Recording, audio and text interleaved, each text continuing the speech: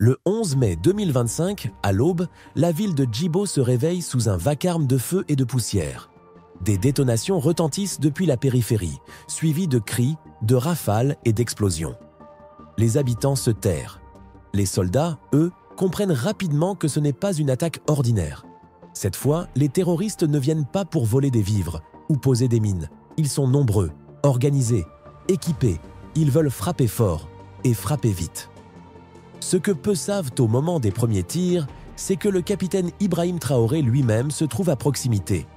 Il avait quitté la capitale en secret pour une inspection surprise dans la région du Sahel, sans caméra, sans communiqué, sans escorte visible. Mais quelqu'un l'a su. Quelqu'un a parlé. La coïncidence est trop précise.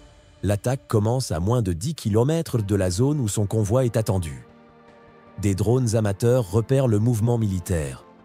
Des groupes armés encerclent des points clés, comme s'ils savaient exactement où chercher. Ce jour-là, le président du Faso ne devait pas ressortir vivant de Djibo. Mais grâce à une information interceptée à la dernière minute, le piège échoue de justesse. Ce qui devait être une embuscade se transforme en bataille ouverte. Et ce qui devait passer pour une opération djihadiste classique se révèle être une tentative d'assassinat sous couverture. Djibo. Pour beaucoup, ce n'est qu'un point sur la carte, une ville enclavée du nord du Burkina Faso, aux portes du désert. Mais pour les stratèges militaires, c'est un verrou, une cible, un champ de bataille à ciel ouvert. Depuis 2022, Djibo vit sous blocus. Les convois humanitaires peinent à y accéder, les civils sont pris au piège et les groupes armés pullulent à la périphérie. C'est ici que le terrorisme cherche à s'enraciner. Et c'est ici que l'État burkinabé tente, encore et encore, de reprendre le contrôle. Les forces spéciales y ont établi plusieurs petits camps, renforcés par des volontaires pour la défense de la patrie, VDP. Un hôpital militaire de campagne y opère à capacité réduite. Des drones survolent la zone chaque nuit. Et pourtant, malgré tout, le danger reste constant. C'est dans ce contexte explosif que le capitaine Ibrahim Traoré décide, début mai, de se rendre à Djibo en toute discrétion. Pas de cortège officiel, pas d'annonce dans les médias, juste une visite éclair planifiée avec ses commandants locaux pour évaluer la situation réelle sur le terrain. Mais ce que le président ignore, c'est que l'ennemi le surveille. Des informateurs, des guetteurs, des téléphones silencieux, chaque mouvement du pouvoir est épié, analysé, transmis. Quelqu'un, quelque part, vend les trajectoires. Le 10 mai au soir, des messages sont interceptés par les services de renseignement. Alpha confirmé. Approche sud-ouest, préparez phase 1. Alpha. Le code utilisé dans les transmissions pour désigner une cible prioritaire. Les analystes connectent vite les points. L'alerte est donnée. Mais le convoi présidentiel est déjà en route. Djibo, ce soir-là, devient un piège à ciel ouvert. Et ce que le chef de l'État est venu voir discrètement, le menace à quelques kilomètres. Il est 03h12, ce 11 mai 2025, lorsque la première explosion secoue les abords de Djibo. Une roquette artisanale s'abat sur un avant-poste militaire, suivi d'une série de tirs nourris provenant de l'est de la ville. En moins de 5 minutes, les autres points sensibles sont simultanément pris pour cible. C'est une attaque synchrone, méthodique, d'une précision inédite. 3 positions militaires sont visées, le centre logistique, le dépôt de munitions et le couloir de ravitaillement sud. Les assaillants sont nombreux, répartis en unités mobiles à moto, certains équipés de drones de surveillance et de jumelles thermiques. À cet instant, le convoi présidentiel roule vers Djibo, à moins de 15 km au sud. Traoré est à bord d'un véhicule blindé discret, accompagné de quelques soldats d'élite. L'itinéraire avait été modifié au dernier moment pour des raisons de sécurité. Mais cela ne suffit pas. Une cellule de renseignement basée à Kaya capte un message radio suspect. Phase 2 enclenchée. Le colis approche. Le colis ? Une formule codée. Les agents comprennent. Il s'agit de lui. À 0h23, un drone burkinabé repère une dizaine de motos armées prenant position sur la route d'approche. L'embuscade est claire. Les ordres tombent. Changer de cap. Activer le plan Eclipse. Une équipe de VDP, postée dans une forêt voisine, fait diversion en attaquant un point de ralliement ennemi, déclenchant un affrontement localisé. Pendant ce temps, un hélicoptère de transport non identifié, préalablement stationné dans la zone, est mobilisé d'urgence. À 03h47, dans la confusion des combats, le président est exfiltré par les airs, direction Kaya. Il quitte la zone à peine 10 minutes avant que le corridor sud ne tombe aux mains des djihadistes. Ce qui aurait pu être l'assassinat du chef de l'État devient un échec cuisant pour les assaillants, mais un signal glaçant pour la nation.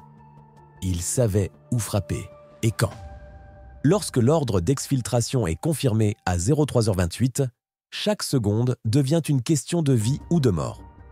Le convoi présidentiel, composé de 3 véhicules blindés et escorté par une unité d'élite, doit disparaître sans laisser de traces. Mais l'ennemi est déjà là, dans les fourrés, sur les pistes, à la radio. Le plan Eclipse, conçu pour ce type de scénario extrême, est déclenché. Première étape, brouiller les signaux. Des unités spécialisées activent des dispositifs portatifs pour neutraliser les communications ennemies, empêchant toute coordination entre les assaillants. Deuxième étape, créer un leurre. À 03h34, un second convoi, identique en tout point, s'élance sur la route principale en direction de Djibo. Il est bardé de fausses antennes, d'uniformes factices et de projecteurs lumineux. Une poignée de soldats sacrifie la discrétion pour attirer l'attention. Et ça marche. Les motos djihadistes fondent sur ce faux convoi, déclenchant un accrochage intense, pendant que le vrai président, Traoré, est guidé vers un point d'extraction secret, caché au fond d'un vieux verger, près d'un marigot à sec. Là, dans l'obscurité totale, un hélicoptère type Mi-17, non immatriculé, se pose en silence. En moins de 40 secondes, Ibrahim Traoré est à bord, casqué, muet, concentré. À 03h47, l'hélico décolle, glissant dans le ciel sans projecteur, direction Kaya, où un camp militaire est prêt à l'accueillir sous haute protection. Pendant ce temps, la zone sud de Djibo s'effondre. Les positions tombent les unes après les autres. Le leurre est détruit. Plusieurs soldats tombent, mais leur sacrifice permet à la tête de l'État de rester debout. Ce que les Burkinabés ne sauront que plus tard, c'est qu'en moins de 19 minutes, l'histoire du pays a failli basculer. Un retard radio, une mauvaise route, un choix tactique différent, et le destin d'un peuple aurait pu changer à jamais. Lorsque l'hélicoptère quitte le ciel de Djibo à 03h47, ce n'est pas la fin du combat. Pour les soldats restés au sol, c'est le début de l'enfer. À peine 10 minutes après l'évacuation du président, les djihadistes lancent leur assaut final sur les positions militaires encore debout. Ils arrivent de toutes parts, comme un torrent noir, en moto, en pick-ups, à pied, criant des slogans et jetant des grenades artisanales. Le premier camp tombe à 04h05. Les soldats qui n'ont pas été tués dans l'explosion initiale sont achevés au corps à corps. À 04h19, c'est le tour du dépôt logistique, où les VDP tentent une dernière défense désespérée. Ils résistent jusqu'à la dernière balle. Les communications sont coupées, la ville plongée dans la peur. Les civils fuient par centaines dans les bois, dans le noir, sans eau, sans direction. Certains sont pris dans les échanges de tirs. D'autres sont capturés pour être utilisés comme boucliers humains. Le sol de Djibo est rouge et personne ne vient. À l'aube, les survivants décrivent un carnage, une boucherie, une attaque jamais vue.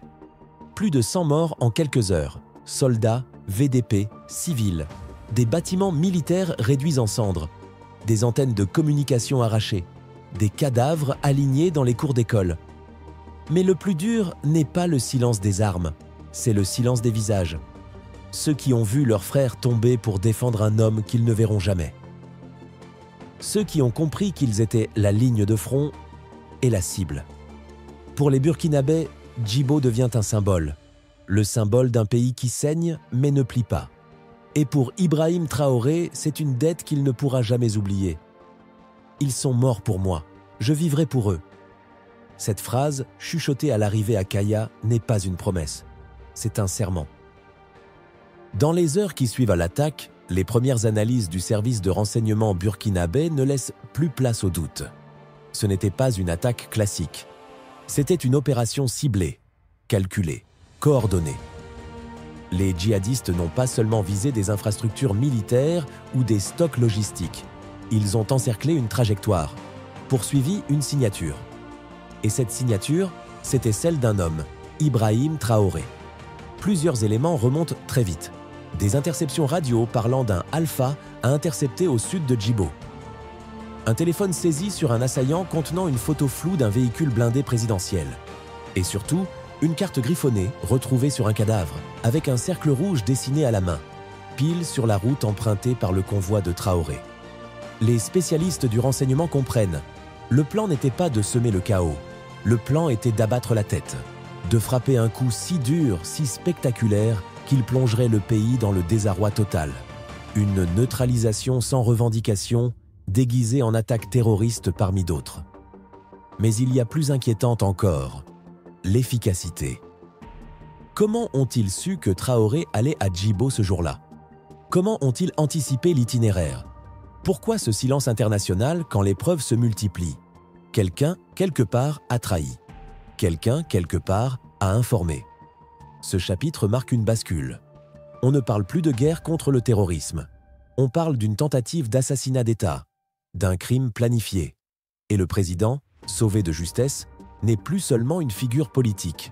Il devient une cible à éliminer, une menace à faire taire. Mais l'histoire vient de prouver une chose simple. Traoré a été visé. Il a été entouré. Mais il est encore debout. Le lendemain du drame, alors que les images de Djibo tournent en boucle sur les réseaux burkinabés, une question brûle toutes les lèvres. Où est le président? Est-il vivant? L'état-major reste muet. Aucun communiqué. Aucun mot de Traoré. Les spéculations se multiplient. Les ennemis jubilent en coulisses. Mais le peuple, lui, attend.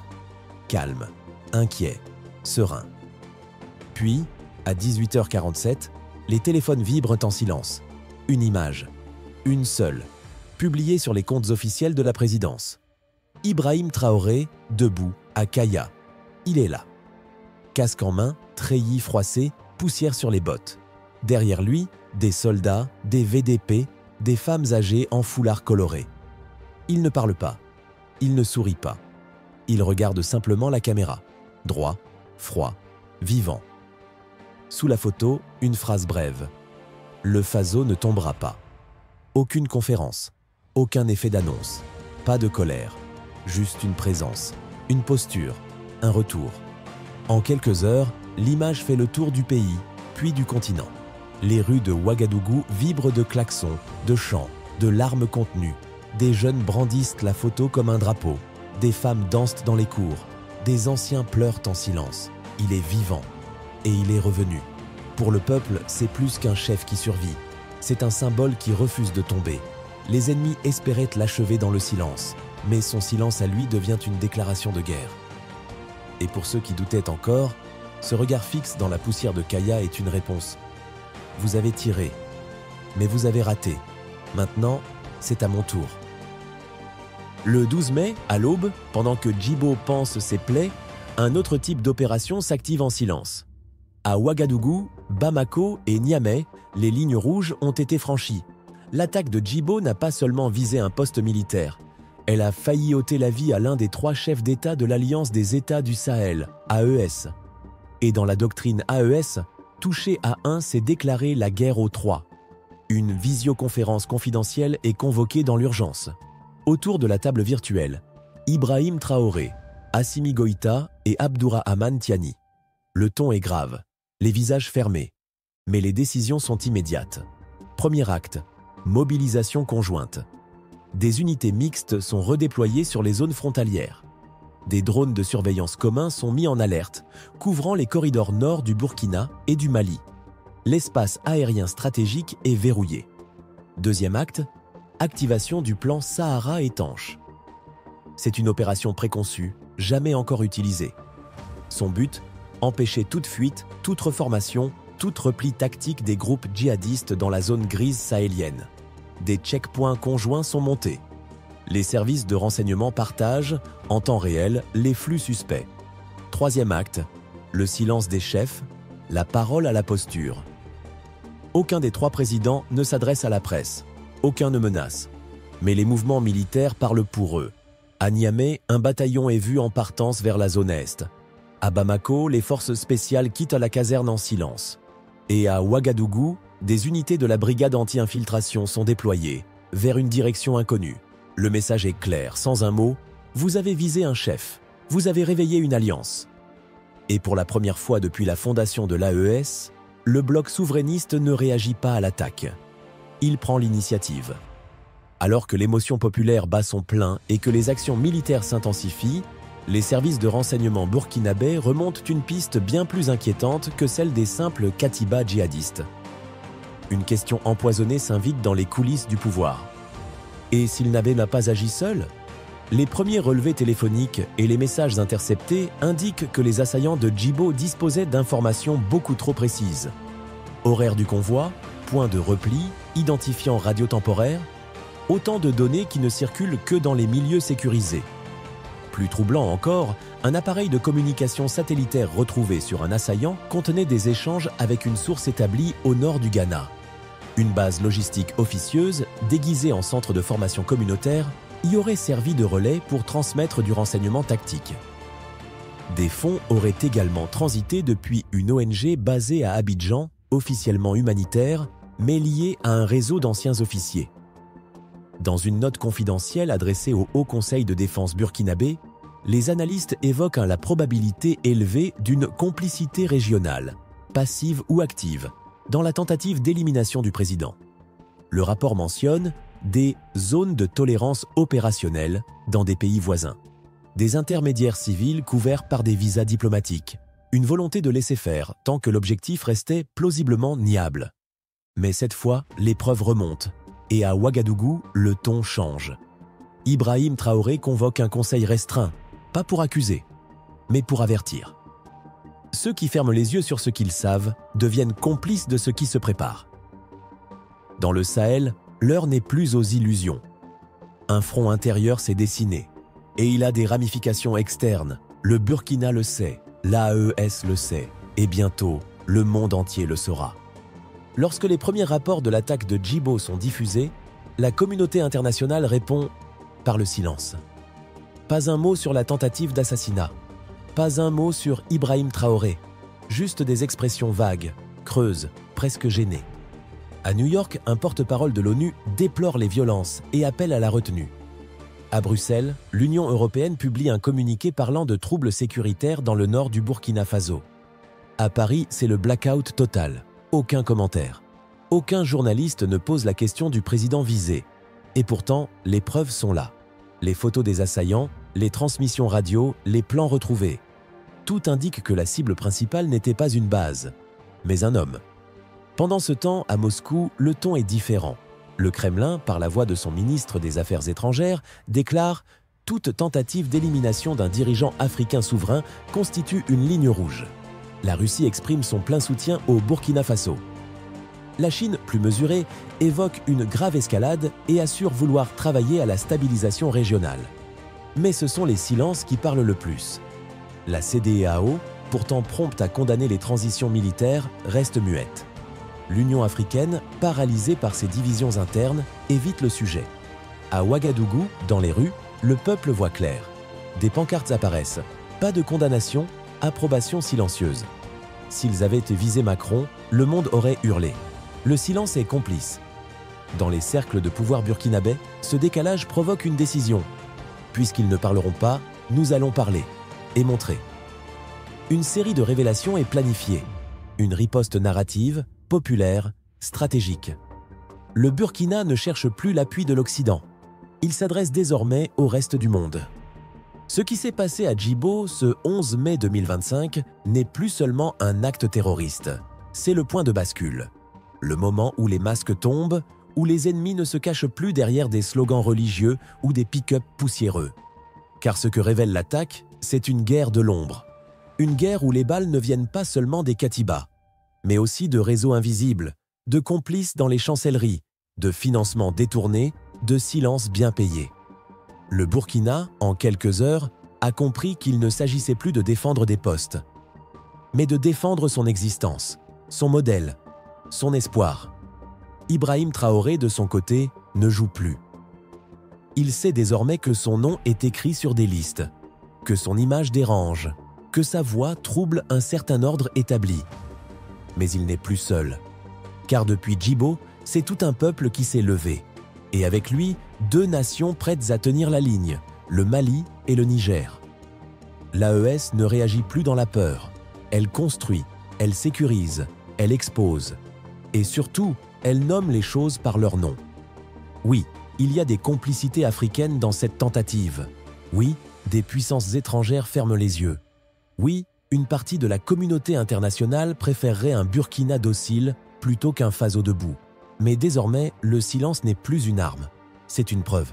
Et face aux preuves, le peuple répond avec clarté. Vous avez visé un homme, vous avez découvert une nation, et derrière cette nation, il y a un continent qui s'éveille. Le 11 mai 2025 restera comme un jour d'alerte absolue pour le Burkina Faso. Pas seulement parce que des dizaines de soldats sont tombés, pas seulement parce que Djibo a de nouveau été attaqué, mais parce que, pour la première fois, le chef de l'État a été directement visé.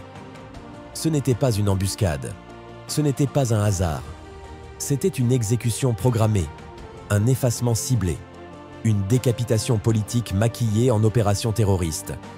Mais l'histoire a ses caprices. Ce jour-là, Traoré a échappé à la mort, et avec lui, le destin d'un peuple a résisté à l'effondrement.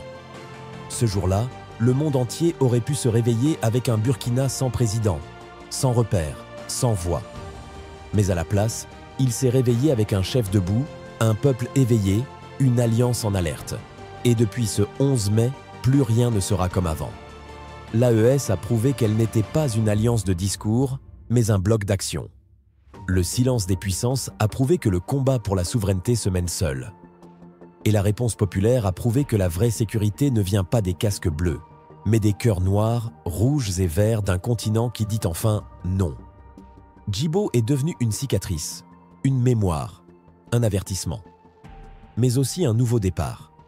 Et si l'ennemi cherche encore à comprendre pourquoi il a échoué, qu'il relise cette vérité simple.